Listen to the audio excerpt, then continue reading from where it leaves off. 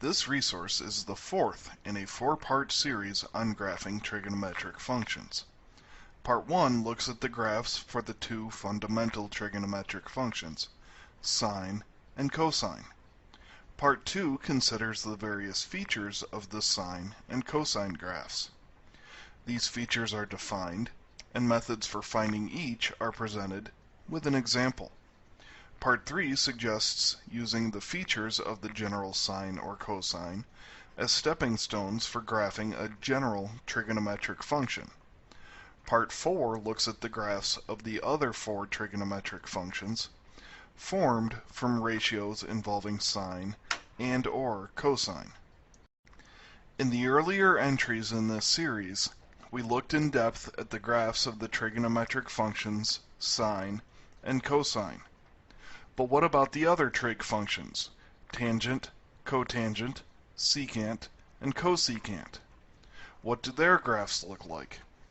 To answer this question, we first must realize that these other functions can all be expressed as ratios involving sine and or cosine.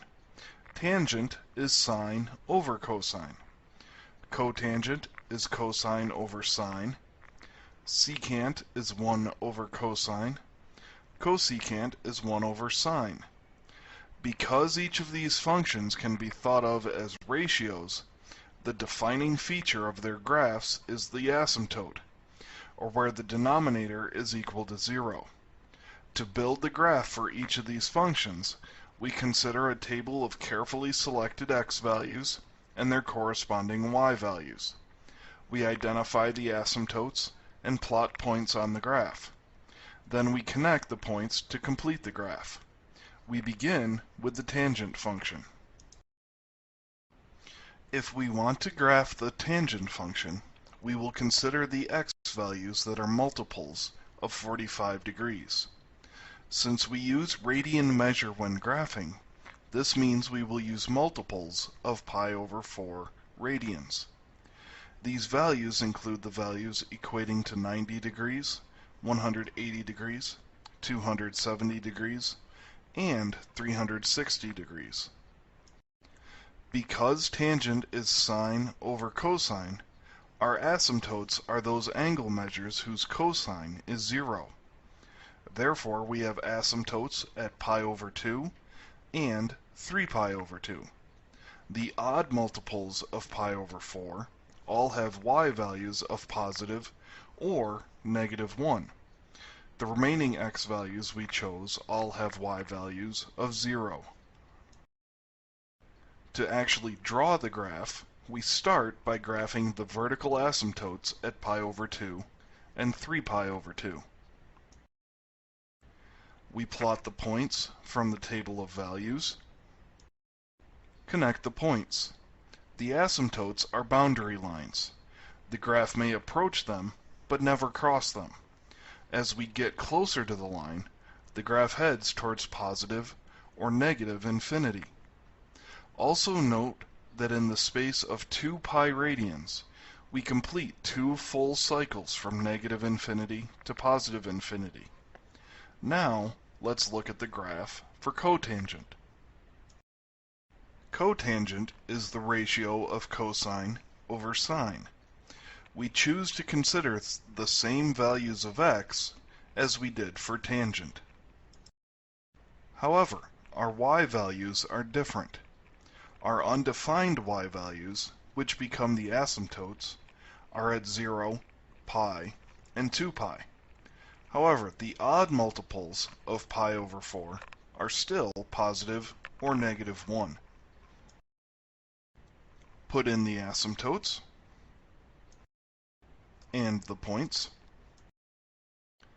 Connect the points. Remember, we approach positive or negative infinity as we get close to the asymptotes. Now let's look at the graphs of trigonometric ratios involving only one function. First up is secant. Secant is defined as 1 over cosine. When selecting our x values, we want to ensure we have quote-unquote nice values to have to graph. As such, we select angles whose reference angle is 60 degrees, or pi over 3 radians. We also select the quadrantal angles of 0, pi over 2, pi, 3 pi over 2, and 2 pi radians. Finding our values, we have y values of positive 1, negative 1, positive 2, negative 2, as well as our asymptotes at x equals pi over 2 and x equals 3 pi over 2. Insert the asymptotes and the points. Connect the points. With this graph, we have empty space between the y values of 1 and negative 1. Now let's look at the last remaining trigonometric function, cosecant. Cosecant is the ratio 1 over sine. We select angles whose reference angle is 30 degrees, or pi over 6, for this function. We also consider the quadrantal angles, as we did for all the other trigonometric functions. As with the secant, we get y values of positive and negative 1 and 2. We also have undefined values at 0, pi, and 2 pi. We draw in our asymptotes at those x values for which secant is undefined. Plot the points for which we have the exact coordinates. Connect the points. Make sure the graph is curved and approaches the asymptotes appropriately.